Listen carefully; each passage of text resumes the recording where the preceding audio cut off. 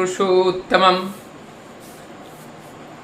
आज 21 जून 2025 योग दिवस के रूप में संपूर्ण विश्व में मनाया जा रहा है इंटरनेशनल योग दिवस। अब इस योग का महत्व हमारे जीवन के लिए अत्यंत महत्वपूर्ण है। अभी योग जो है ये आज का विषय नहीं है। सृष्टि के धरातल से लेकर आज तक जीवन मूल्यबोध एवं जीवन का मूल उद्देश्य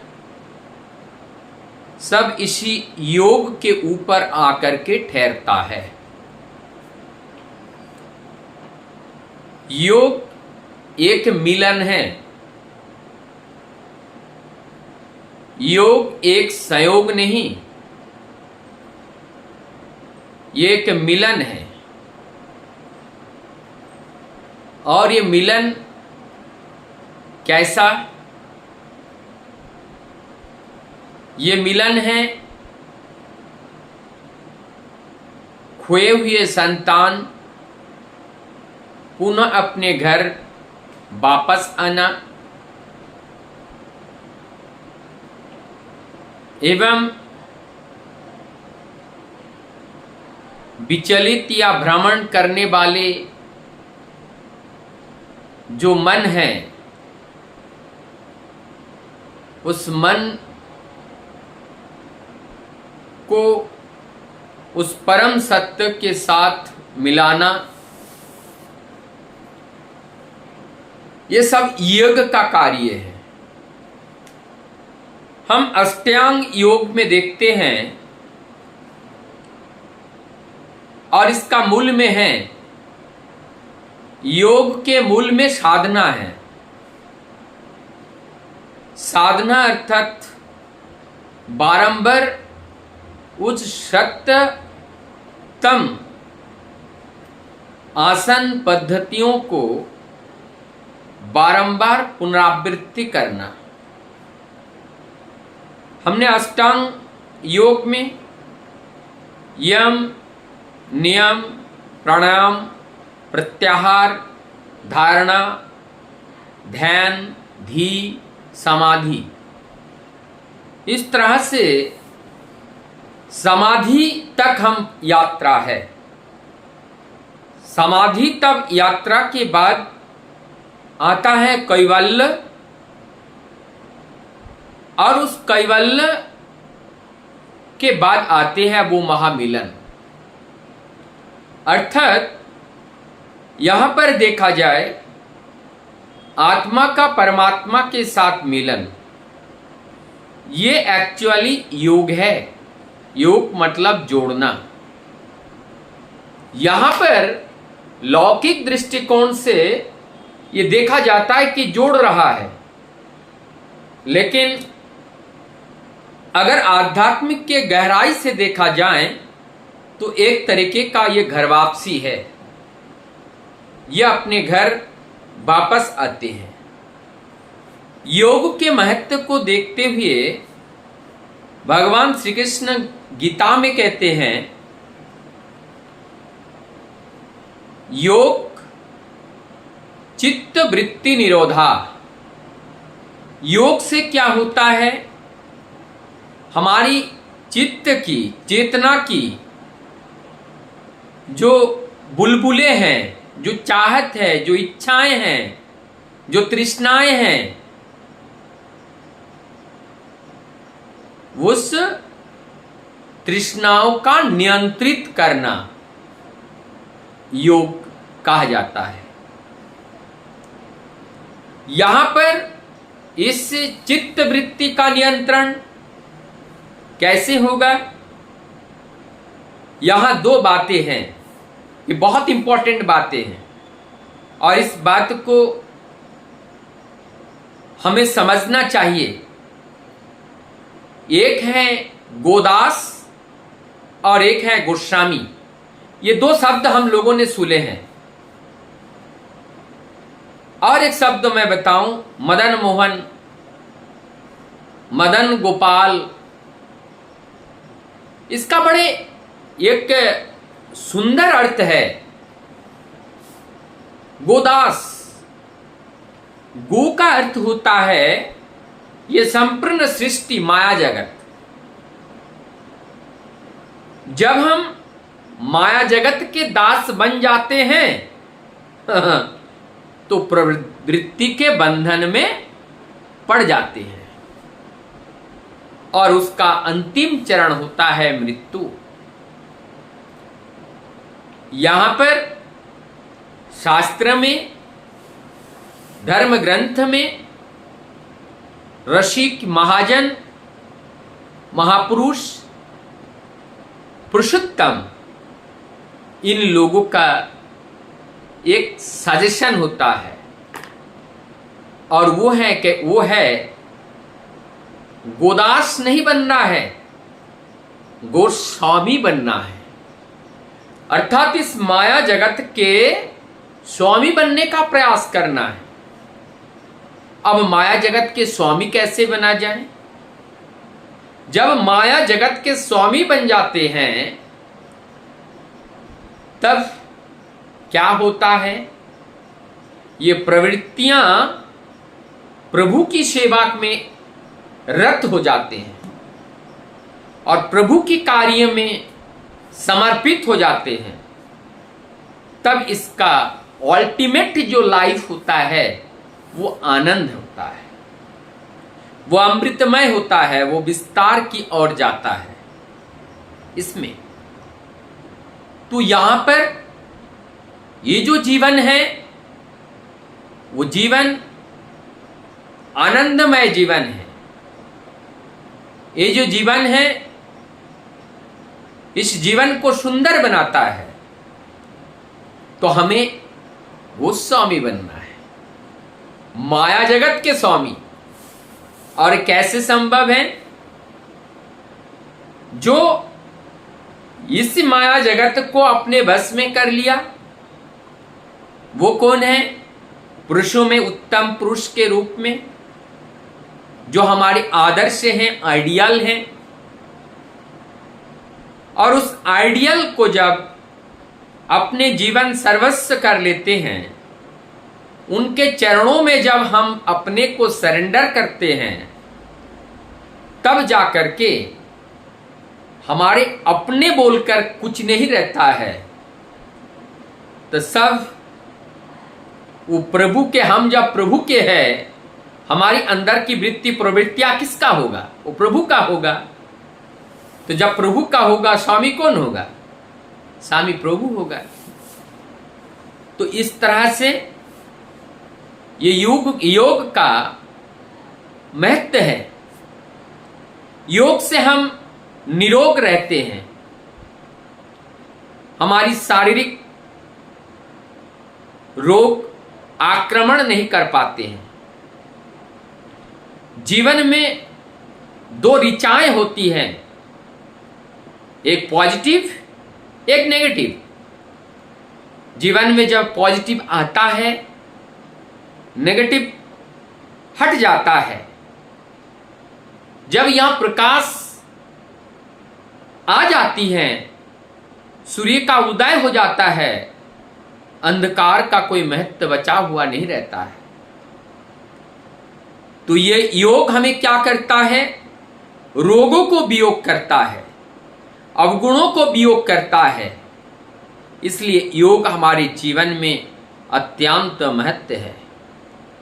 यह हमारी आयु, बल, बुद्धि, ये सब वर्धन करता है और नाश भी करते हैं।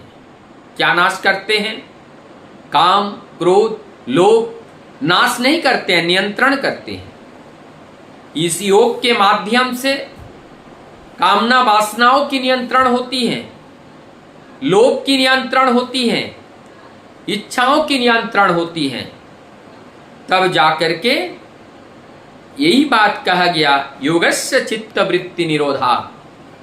इस योग से हमारी चित्त वृत्ति का निरोध होता है। इसीलिए योग हमारे जीवन में अत्यंत महत्वपूर्ण है।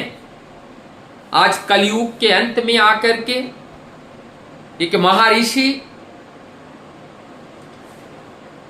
परम श्रद्धेय स्वामी रामदेव जी महाराज, आज उनका डंका संपूर्ण विश्व भर में बज रहा है।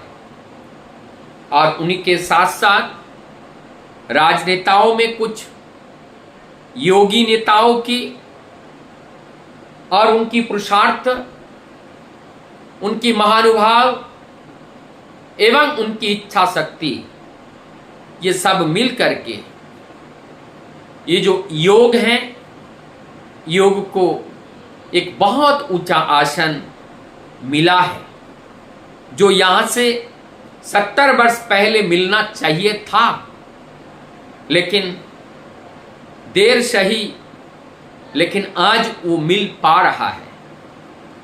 परमदयाल जी ठाकुर जी के समाधिस्थ अवस्था में अनेकों आसन ऑटोमेटिकली होता हुआ वहां उपस्थित अनेकों भक्त लोगों ने उस परिदृश्य का गवाह बना और कितने तरीके के वो आसन करते थे। परमदयाल जी ठाकुर इस प्राणायाम के बारे में भी उन्होंने बताए, और जो भस्त्रिका करते हैं इस बारे में भी उनका बहुत व्याख्यान है। नित्य के माध्यम से उनके बहुत सारे वाणियां हैं कि जब हम नित्य करते हैं तो हमारे शरीर का व्यायाम होता है, जब हम गायन करते हैं हमारे फेफड़े का व्यायाम होता है, इस तरह से जब हम नाम करते हैं तो हमारे अनुलोम विलोम प्राणायाम होता रहता है, और इसके माध्यम से पूरक कुंभक रेचक ये सब होता चला जाता है, क्योंकि साधना में योग का बहुत बड़ा महत्व है। इस योग के माध्यम से हम अपने विचारों का शुद्धि करते हैं, हमारी शारीरिक शुद्धि होती है, दैहिक शुद्धि होती है, मानसिक शुद्धि होती है, आध्यात्मिक शुद्धि होती है, हो करके एक शुद्ध बुद्ध आत्मा जो हम हैं वो निखारता है, उसके अनुभव होती है। अर्थात योग के द्वारा हमें आत्मज्ञान की अनुभूति होती है। ये योग हमारे प्रत्येक व्यक्ति के जीवन में अत्यंत महत्वपूर्ण है। योग नहीं समझता है हिंदू, योग नहीं समझता है मुसलमान, योग नहीं समझता है बौद्ध, जैन, ईसाई। योग किसी जाति विशेष के लिए नहीं, योग किसी धर्म विशेष के संप्रदाय विशेष नहीं, योग एक बचने का, जीने का कला है। इसीलिए इस योग का संकल्प हम सबको लेना चाहिए। इस योग के माध्यम से हम निरोग रह सकते हैं, हम अपने शरीर को 100 वर्ष तक बिना औषधि का प्रयोग करके हम जी सकते हैं, हमारी वाइटल ऑर्गेन्स को हम शुद्ध रख सकते हैं।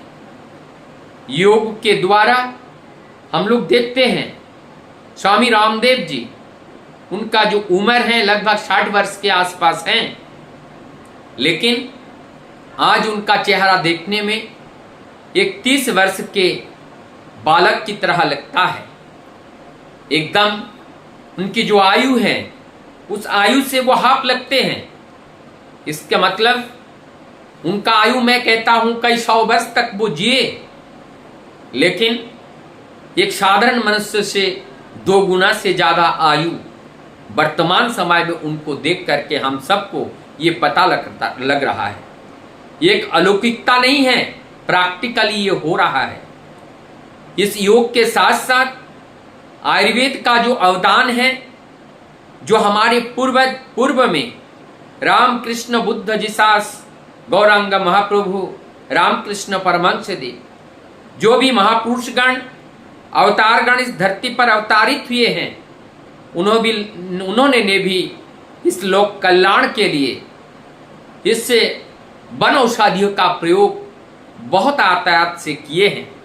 लेकिन दुर्भाग्यवश हमारी इस भारतवर्ष का दुर्भाग्य रहा, आक्रांताओं के धारा घिरे रहने के वजह से ये देश की जो परंपरा है, इस देश की हमारी जो संस्कृति है, हमारी जो विरासत है, उसके ऊपर बहुत गहरा घाव किया गया और उस घाव के परिणाम स्वरूप आज हम लोग इस एलोपैथी के दास बन करके अपने जीवन जी रहे हैं।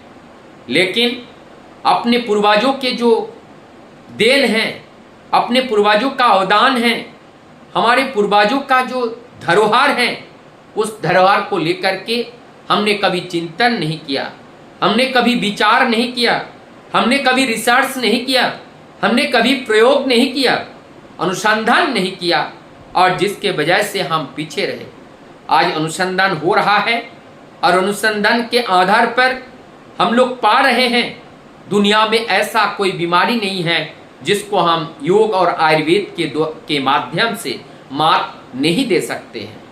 तो आइए आज इस योग दिवस के उपलक्ष्य पर हम सब लोग प्रतिज्ञा करें, हम इस योग आयुर्वेद का पालन करेंगे, हम अपने गुरु गुरुजनों का सम्मान करेंगे और स्वदेशी का प्रयोग करेंगे। हम अपने दैनंदिन जीवन में जो कुछ भी प्रयोग करेंगे सब स्वदेशी अपने देश में निर्मित वस्तुओं का प्रयोग करेंगे। इससे क्या होगा, हम अगर अपने घरेलू उत्पादों का प्रयोग करते हैं तो हमारे देश का पैसा हमारे देश में रहेगा, हमारे देश का जीडीपी बढ़ेगा और हमारी देश विकासशील से विकसित की ओर जाएगा, हमारी देश समृद्धि की ओर जाएगा और हमारे देश के प्रति कोई आंख उठाकर देख नहीं पाएगा। क्योंकि जो शक्तिशाली होते हैं, जो बलवान होते हैं, जो पहलवान होते हैं, उनका और सब लोग नतमस्तक होते हैं, लेकिन जब वो कमजोर होते हैं सब उसकी और आंख उठा करके बात करते हैं। आइए हम सब वीर सपूत हैं, हम सब मुनि ऋषियों के संतान हैं, उनके दिए हुए धरोहर को पुनर्जागृत करते हुए उस आर्य अर्थात श्रेष्ठ परंपराओं को जीवन में अपनाएं। वेद पुराण भागवत रामायण महाभारत ये जो धर्म ग्रंथ हैं ये बहुत बड़ा धरोहर है और इसको पुनर्जीवित करें, पुनरुत्थान करें और घर घर में इस चीज को हम रखें और इस संस्कृति इस भाषा को हम समझें। हमारी पूर्वजों ने योग के साथ साथ क्या करते थे, योग के साथ साथ हवन प्रक्रिया करते थे जिससे वातावरण शुद्ध होती थी। आज के इस परिप्रेक्ष्य में, आज की वर्तमान परिस्थिति में इस हवन का बहुत बड़ा महत्व है। हवन सामग्री जो डाला जाता है उसमें इस वातावरण को शुद्ध किया जाता है। वातावरण में जो बैक्टीरिया हैं, वायरस हैं, ये सब को नाश कर देते हैं और इस सब को नाश कर वातावरण को शुद्ध करते हैं जिससे हम निरोग रह सकते हैं, हमारा परिवार निरोग रह सकता है, हमारा समाज और राष्ट्र निरोग रह सकता है। आइए हमारे पूर्वजों की परंपरा को पुनरुत्थान करें और उसको लेकर के चले, जीवन में अपनाएं। हम एक बार फिर विश्व गुरु की ओर कदम बढ़ा चुके हैं और निश्चित रूप से हम अपने उस उद्देश्य को हासिल करके ही रहेंगे।